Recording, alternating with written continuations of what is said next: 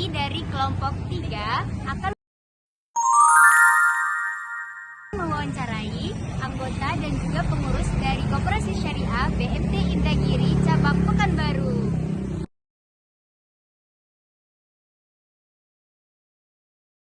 Nabila, Abid Anissa, Nafasha Najwa, Dwi Nindi Agustina dari Kuantan sih, Mak.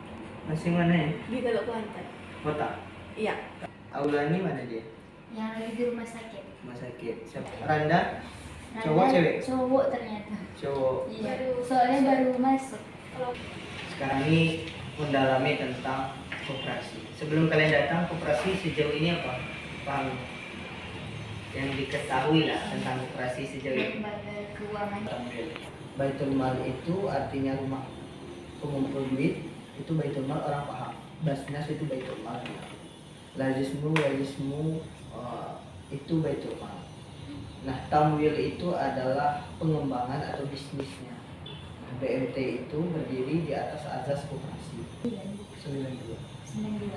Oke, nah, nomor 25 tahun 92 pernah terbit Undang-Undang Koperasi nomor 17 tahun 2012, tapi setelah uji material di tahun 2014 dibatalkan karena bertentangan dengan UUD 145 dan akhirnya kembali kepada Undang-Undang tentang Koperasi nomor 25 tahun 92 itu sebagai asasnya. Nah, BMT itu didirikan, kalau secara sejarah membacakan sejarahnya ini, BMT Indragiri ini nama pertamanya itu BMT Jami.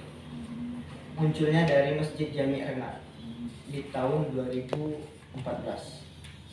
Nah, di tahun 2014 berkembangnya karena nanti takutnya orang karena sifatnya koperasi, sistem kekeluargaan, orang akan berpikir ini hanya untuk jemaah masjid Jami saja. Sedangkan motivasi awalnya adalah dakwah, mengantisipasi orang dari berbuat riba. Nah, akhirnya berubah di tahun 2017 itu menjadi BMT Indragiri. Motivasi dibuat BMT Indragiri secara garis besarnya karena munculnya dari Rengat itu sungai yang paling besar adalah sungai Indragiri. Baitul Mal itu punya produk yaitu kegiatan mal. Kegiatan mal itu ada yang sifatnya infak, ada yang sifatnya zakat. Infak itu banyak, sedekah, wakaf dan segala macam yang dikeluarkan. Kalau zakat itu jelas mustahiknya berapa? 8 sedekah, sakit ada 8 asnaf disebut. Tapi kalau infak sedekah itu boleh dalam bentuk kesehatan, boleh bentuk sosial, bentuk pendidikan. Nah, Baitul Malnya itu bergeraknya di situ. Itu adik-adik pahami dulu secara singkatnya. Nah, tampilnya kita itulah dia yang koperasi. Nah, kalau adik-adik paham, koperasi itu kan ada 2 produk. Yang pertama produknya yaitu simpanan, yang kedua itu pinjaman. Kalau di BMT Indragiri bukan pinjaman namanya, tapi pembiayaan. Kenapa pembiayaan? Kita menghilangkan pinjaman dana cash. Kenapa dihilangkan? Supaya dana cash itu terjadi transaksi, kamu pinjam 100 bayar 110, itu hukumnya adalah riba. Dosa riba itu dalam Al-Quran pun dijelaskan. Wa halallahu al-bay' wa harrama riba. Dihalalkan jual beli, diharamkan riba. Nah, di simpanan itu ada namanya, kalau koperasi itu ada simpanan pokok, ada simpanan wajib sebagai bentuk ikut serta sebagai keanggotaan. Yang kemarin ditanya sama Nabila pertama datang, syaratnya apa saja? Nah, untuk menjadi anggota BMT itu syaratnya yang pertama ngisi formulir. Selanjutnya adalah dilampirkan fotokopi KTP-nya, mengisi simpanan pokok dan wajib, baru terdaftar sebagai anggota. 4 syarat. Hasilnya dari anggota itu apa? Itu adalah simpanan pokok wajib yang ada nanti disebut dengan SHU. Sisa hasil usaha atau untung yang nanti akan dibagi rata sesuai modal yang telah dititipkan pokok dan wajibnya tadi. Akan dibagi rata itu simpanan. Karena dalam Islam disebut simpanan di sini ini akadnya 2. Ya, simpanan di sini disebut akadnya 2. Yang pertama akad mudharabah. Pokok wajib itu akadnya mudharabah karena ada bagi hasil. Yang kedua itu namanya akadnya wadi'ah yadamana. Wadi'ah yadamana itu disebut dalam bahasa koperasinya adalah tabungan sukarela. Tabungan sukarela berapa Najwa simpan, Agustin Nisa simpan, segitu bisa diambil karena tabungan sukarela. Kapanpun boleh disimpan, kapanpun boleh dita. Itu namanya akad wadi'ah yadamana dalam Islam. Nah, Akad wadi ahli damana itu boleh pihak pengelola koperasi menggunakan dana yang sudah tersimpan itu untuk diputar menjadi permodalan sehingga berkembangnya. Itu namanya, makanya di dalam Islam itu disebut dengan akad wadi ahli damana, supaya yang anggota titipkan itu boleh kami kelola oleh tim pengelola. Karena koperasi BMT ini punya bersama sebenarnya, cuman harus ada pengelolanya biar dia berkembang. Nah itu akad wadi ahli damana ataupun akad sukarela. Akad mudharabah tadi udah ada, pokok dan wajib. Cuman ada lagi akad mudharabah ini berupa deposito. Deposito itu berarti ada bagi hasilnya. Nah bagi hasil itu dua jenis deposito di sini. Ada bagi hasil per bulan, ada bagi hasil per tahun. Nah itu. Tetapi di BMT kita tidak flat. Kalau flat dia jatuhnya riba. Tapi fluktuatif. Besar keuntungan BMT berarti bagi hasilnya besar, kecil juga kecil. Karena kalau bisnis hanya ada keuntungan, itu indikasi ada riba. Contoh, Najwa nitip duit di sini 100 juta. Kalau keuntungan BMT-nya nanti sampai 30 juta, persentase baginya oke ada.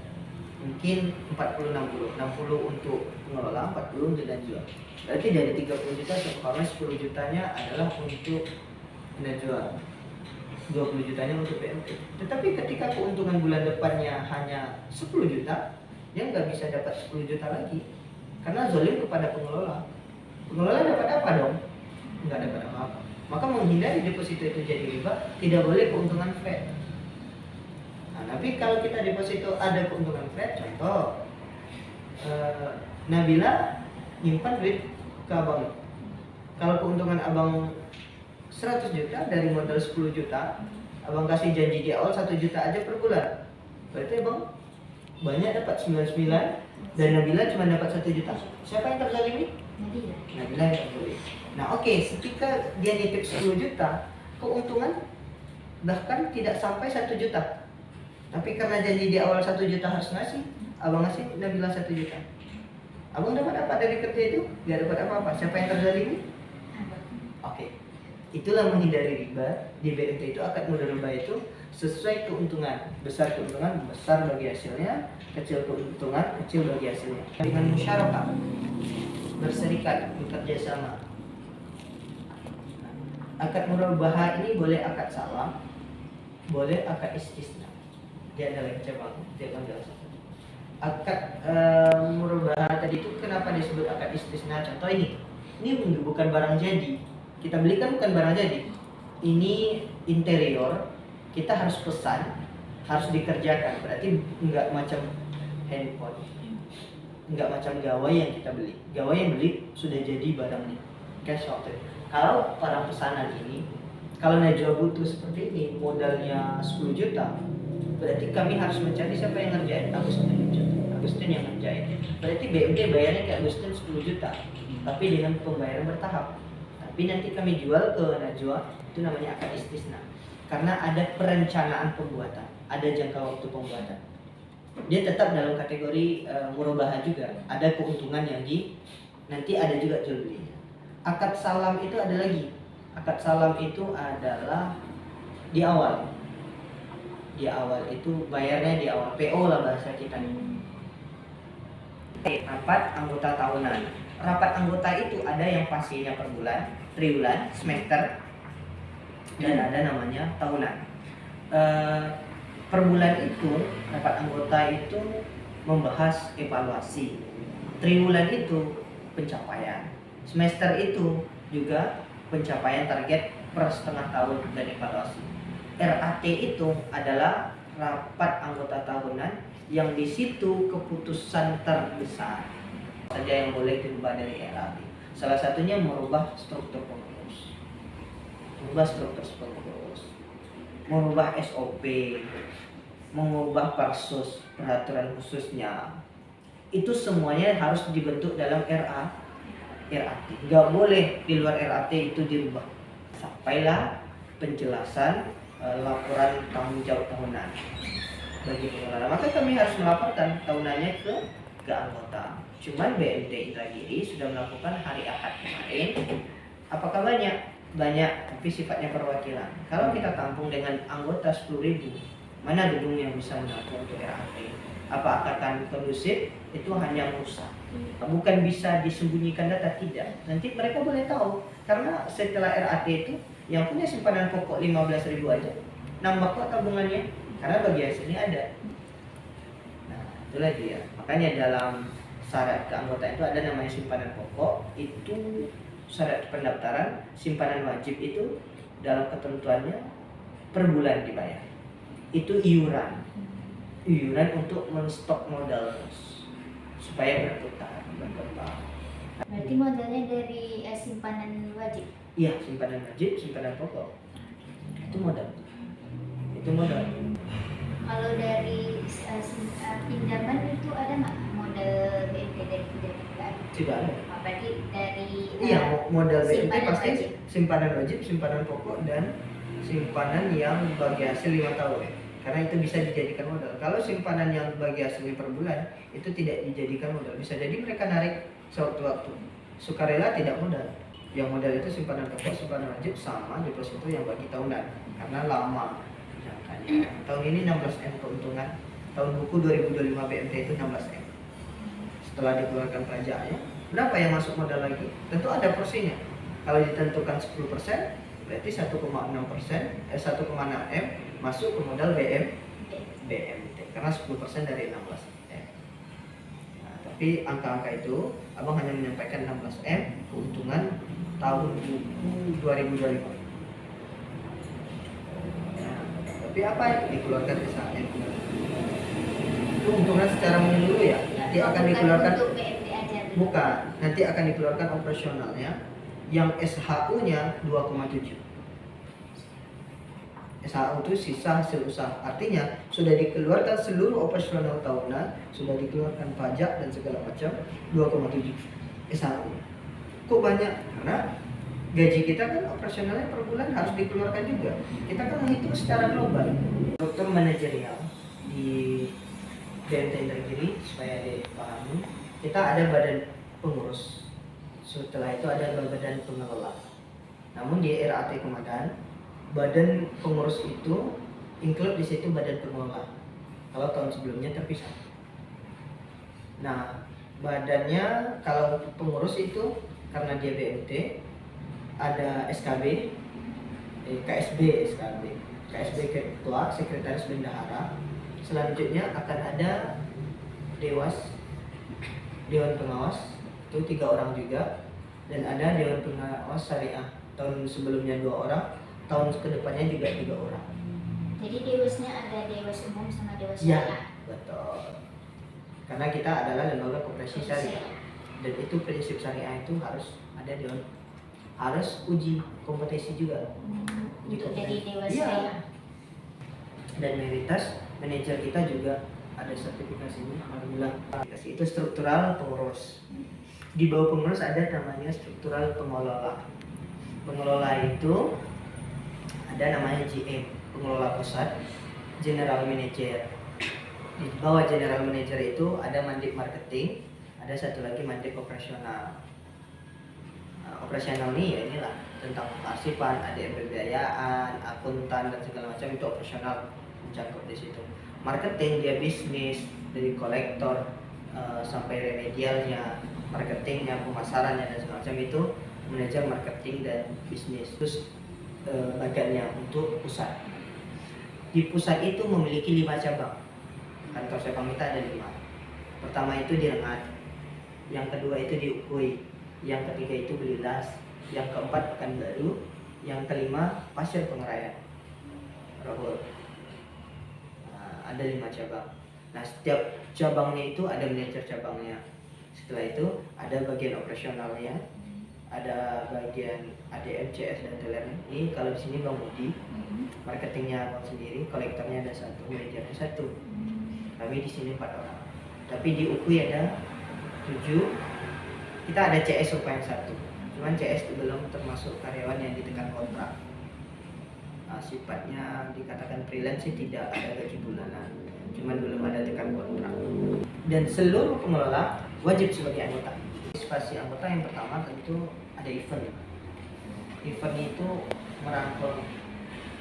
Kalau di BMT ini punya MKU. MKU itu Majelis Keumatan. Jadi karena basisnya adalah syariah, majelis taklimnya anggota kita lakukan. Dan untuk meningkatkan partisipasi itu, karena dia Baitul Mal, kita ajak juga dia berinfak. Karena dia sebagai anggota itu bukan tabungan tapi infak yang nanti bisa kita salurkan melalui Baitul Mal kita itu sendiri. Meningkatkan partisipasi yang mungkin ada kegiatan yang miladnya atau pokok kegiatan-kegiatan yang sifatnya event yang bisa kita mengajak berbau semuanya, tapi tidak pada RAT itu boleh datang semuanya kalau ada waktu silakan, tapi pada prioritasnya tentu ada undangan supaya terwakilkan. Kalau meningkatkan partisipasi kita ya pelayanan itu service excellent itu tuh supaya anggota itu nyaman dengan tabungan sukarela, jemput antar gratis, nggak ada biaya. Jam kerjanya kita Senin sampai Jumat, Sabtu Ahad libur. Tapi gunanya itu Indragiri Mobile sudah ada. Indragiri Mobile kalian bisa narik di mana aja. Nah itu transfer nanti ke Brimo, ke Bri 56. Dia bekerja sama juga virtualkannya melalui BSI. Nah, bisa. Lengkap secara kekurangan kita ada di ATM saja. Nah, Mbak, kalau dalam mengadakan event tuh ada tantangan untuk ngajak anggotanya gitu, mana tahu kayak anggotanya kurang aktif kan mungkin itu gimana tantangannya ada? Tantangannya jarak. Oh, karena jarak. Jarak. Karena eventnya di Rengat, dari Pekanbaru kita kan nggak punya akomodasi untuk mereka. Dengan event yang padahal door prize-nya payung, door prize-nya muk, tentu hitungannya nanti atau paling kita meningkatkan partisipasi itu ada door prize, ada mungkin sejenis seragam baju ketika kegiatan, siapa yang mendaftar awal, siapa yang punya tabungan lebih, nanti ada door prize-nya, ada jalan sehatnya. Tapi kadang-kala jalan sehat itu kita bagikan untuk seluruhnya, seluruh orang yang mendaftar tanpa harus anggota juga. Tapi tentu anggota akan merasa tersaingi, orang lain aja ikut masa saya tidak. Itu kan motivasi tersendiri. Contoh aja Najwa, iya akhirnya kan mereka ikut juga. Nah, orang lain aja bebas kok, masa iya saya sebagai anggota nggak ikut? Kan gitu, rugi dong. Walaupun saya anggotanya munculnya karena saya butuh pembiayaan. Nah, pembiayaan di sini ini karena dia belum anggota, kita daftarkan dulu sebagai anggota. Contoh Najwa mau kredit motor, didaftarkan dulu anggota, barulah diakadkan pembiayaannya. Berarti kalau non anggota nggak bisa melakukan transaksi di BMT? Tidak. Oh. Harus anggota.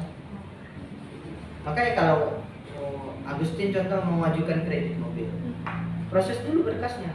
Setelah di ACC kami sampaikan, Agustin berkas kamu di ACC, silakan lengkapi berkasnya. Berarti buat tabungannya sebagai anggota, pokok wajibnya dilengkapi. Sama masukin DP kalau kita ngambil unit kendaraan, DP-nya berapa sesuai disampaikan. Didaftarkan dulu, berselang 1 hari atau setengah hari barulah nanti ada transaksi. Karena kita membelikan unit itu setelah dia terdaftar sebagai anggota. Kalau tidak anggota kita lakukan transaksi, maka rusak, bukan diakad. Akad jual beli tidak ada sangkut paut keanggotaan, tetapi rusaknya adalah temuan di lembaga kemarin. Bagaimana proses perencanaan dan pelaksanaan RAT? Perencanaannya tentu ada renstra. Sebelum jarat itu ada namanya renstra, rencana strategi untuk yang dikejar apa target tahun 2026. Salah satu targetnya adalah buka 2 kantor cabang baru. Itu target besarnya. Di samping itu sifatnya target administratif. Tahun 2025 satu buka kantor cabang, alhamdulillah terbukti di Pasir. Nah itu salah satu dari Dewan Pengawas bahwasanya ini layak untuk ditingkatkan dibuka. Itu dia rencana strategi dan rencana strategi yang lain pastilah dalam divisi marketing ini divisi ini tak bisa disampaikan satu persatu, tapi secara global dia punya strategi untuk tahun 2026 ataupun target. Bagaimana strategi pengelolaan operasi, keuangan, pelayanan, pengembangan keuangan tadi disampaikan. Keuangannya sudah ada divisi khususnya yang mengelola. Tentu kita sudah pakai digitalisasi. Kekurangan kita cuma ATM. Kenapa? Karena kita tidak open loop. Makanya buat apa? Buat ATM. Kita close loop hanya untuk anggota. Nah, terjadinya transaksi itu yang besar pun bisa diantar ke rumah. Secara cash. Iya, secara cash. Diantar ke rumah. Bukan bentuk dari cek gitu. Enggak. Oh, cash. Cuman dilampirkan slip penarikan. Jadi stigma koperasi jelek. Kenapa orang bilang koperasi? Tengoklah orang usahaan, kasih duit 2 juta, you bayar 3,5, dan nanti ya sama dengan pinjol, dan itu riba, dan itu sangat membunuh UMKM bukan meningkatkan, dan itu membangsakan koperasi. Padahal itu rentenir. Kamu punya modal, kamu pekerjakan yang jual sama Agustin untuk mencari orang yang meminjam, dan kamu berdua juga bertugas untuk mungkin. Dan tidak ada badan koperasi, tapi bahasanya koperasi. Dia modalnya apa? Buku. Ya, kerja kayak gini lah. Dan ini catatan. Normalnya harus jangan tertipu, dan itu riba. Hindarilah hidup yang riba. Selanjutnya, apa sumber yang digunakan untuk permodal koperasi? Pokok wajib sama depositonya. Bagaimana strategi koperasi dalam mengelola modal agar tetap sehat dan berkelanjutan? Dan kantor kita secara berturut-turut dapat koperasi terbersih di Provinsi Riau tahun 2021, 2023. 2021 tingkat kabupaten Indragiri juara 1, kalau provinsinya nomor 7. Kalau juara tiganya, yang ketiganya juara 1 tingkat kabupaten di 2023. Nomor 1. Secara koperasi dia sehat, ada sertifikatnya sehat. Sehat artinya sehat secara modal, likuiditasnya cukup. Untuk dengan membaca gambar apapun majelis, subhanallah wa bihamdika asyhadu an la ilaha illa anta astaghfiruka wa atubu ilaik.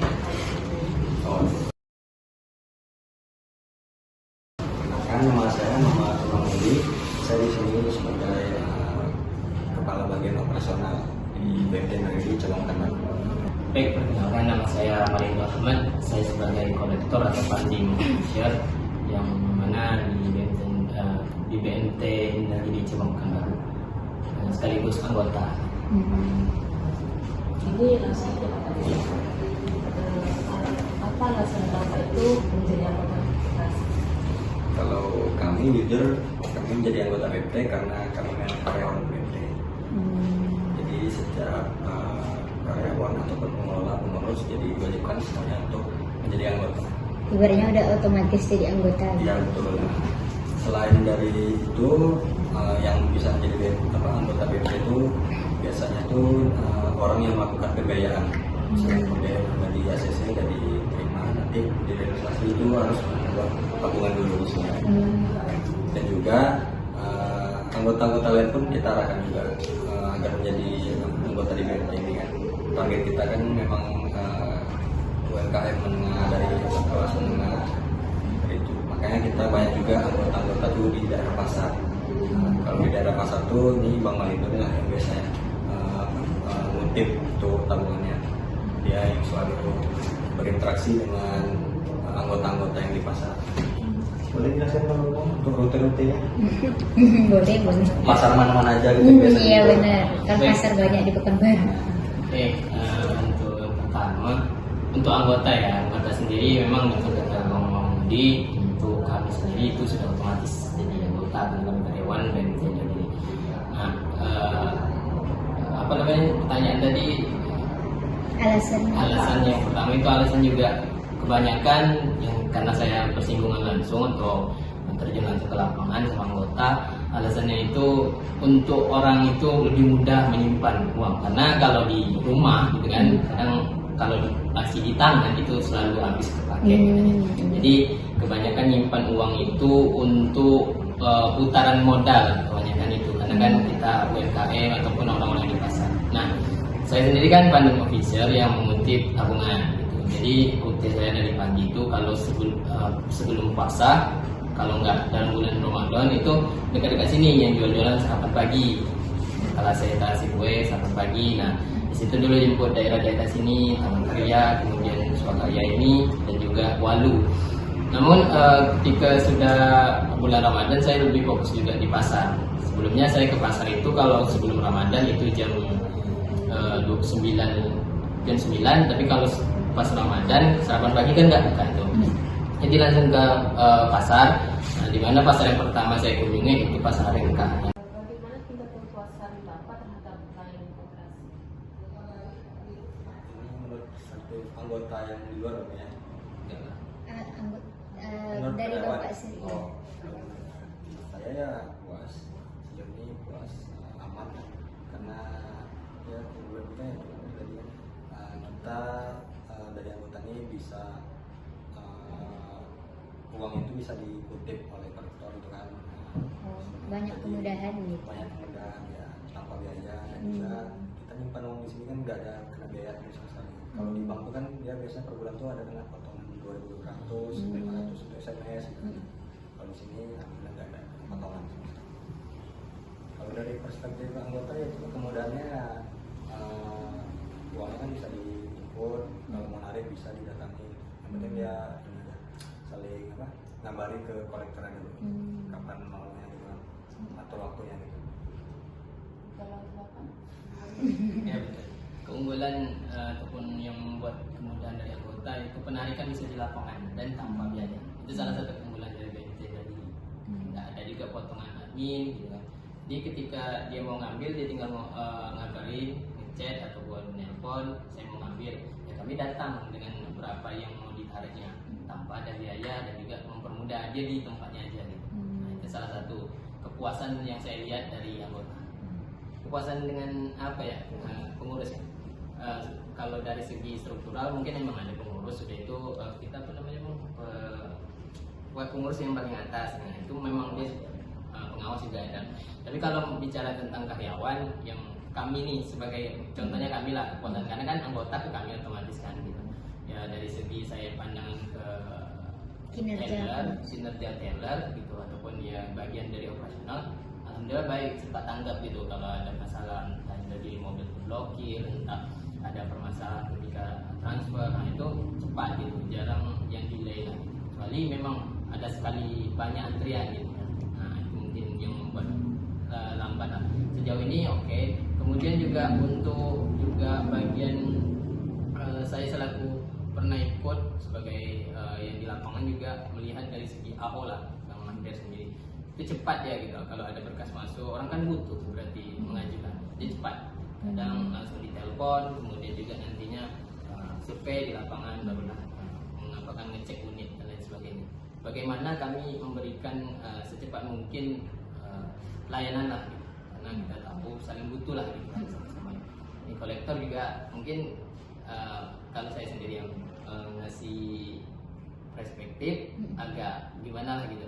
Tapi dari segi kami semua kolektor yang ada di PNT Indragiri, baik pun di sini ataupun di pusat dan di mana cabang pun, kami selalu konsistensi untuk hal yaitu selalu mengedepankan lah kalau ada orang ibu butuh nih, tolonglah cepat ibu butuh uang ini gimana itu kami kedepannya. Pertanyaan selanjutnya, seberapa aktif Bapak sebagai anggota atau pengurus dalam RT dan pengambilan keputusan? Kalau dalam RAT tadi ya? Iya. Kalau dalam RAT jujur kita rapat kan. Kalau yang kemarin yang diundang tuh dari manajer kita dan juga pemadar. Kalau untuk kami berdua nggak diundang karena kita kan jauh. Kita jauh, jadi untuk menghemat biaya dan waktu itu, jadi kita nggak diundang. Kalau dalam pengambilan keputusannya? Kalau keputusan Oke. Karena kebanyakan kami kan hampir setiap tahun itu ada perubahan-perubahan peraturan. Ya, otomatis kan sudah dirancang dan juga sudah dicari lah ini bahwasanya kekurangan ini. Jadi caranya ini contohnya kolektor lah. Jadi kan kolektor itu otomatis pas penarikan dulunya itu nggak ada foto di lapangan, foto KTP langsung supaya operasional tahu. Tapi tahun ini sudah ada, itu kan ada peningkatan. Itu salah satu yang diapakan dari Lebih transparan gitu. ya, lebih transparan supaya langsung real time lah langsung ada.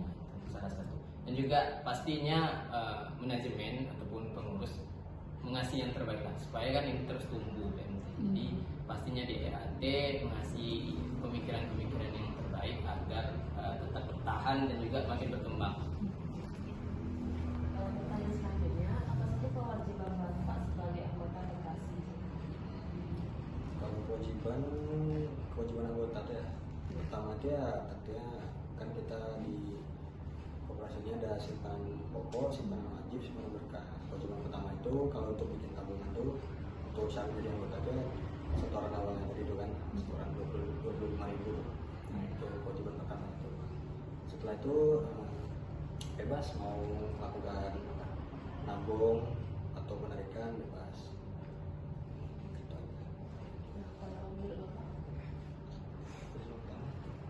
Kewajiban dari segi syarat kewajiban ya seperti terus juga kewajiban ya responnya saling respon lagi itu kan butuhkan dari karyawan. Kadang menanyakan bahwasanya di penarikan ini kan otomatis kan kadang dari operasional nelpon tolonglah di apa diangkat itu kan salah satu kewajiban utama gitu. Untuk respon cepat kalau ada dari BMT menanyakan hal-hal karena kan terkait itu juga antara dua belah pihak, jadi biar nggak ada miskomunikasi yang harus diwajibkan. Pertanyaan selanjutnya, apa hak Bapak sebagai anggota? Sejauh ini hak kita semua terpenuhi dengan baik. Kita secara terbuka itu kan ada juga simpanan wajib tadi kan jelaskan kan. Simpanan wajib itu kan dia simpanan tertanam kan. Nanti tiap tahunnya itu ada bagi hasil masuk ke tabung berkah. Nah, itu semua itu transparan tuh. Mau berapapun uang yang ada di tabung wajib itu nanti bagi hasilnya otomatis masuk. Jadi semuanya kebagian gitu. Jadi semua haknya memang terpenuhi lah gitu. Kita prioritaskan keutamanya untuk anggota dulu. Karena kan koperasi ini kan dari anggota untuk anggota gitu. Kalau menurut Bapak? Jawabannya kurang lebih sama sebenarnya. Karena kan memang ya BMC sendiri menjaga itu tadi lah, anggota ini supaya nyaman yang gimana. Jadi hak-hak yang harus dipenuhi pasti dipenuhi gitu. Alhamdulillah sejauh ini kalau saya sebagai anggota juga merasa memang betul-betul adalah terpenuhi semuanya.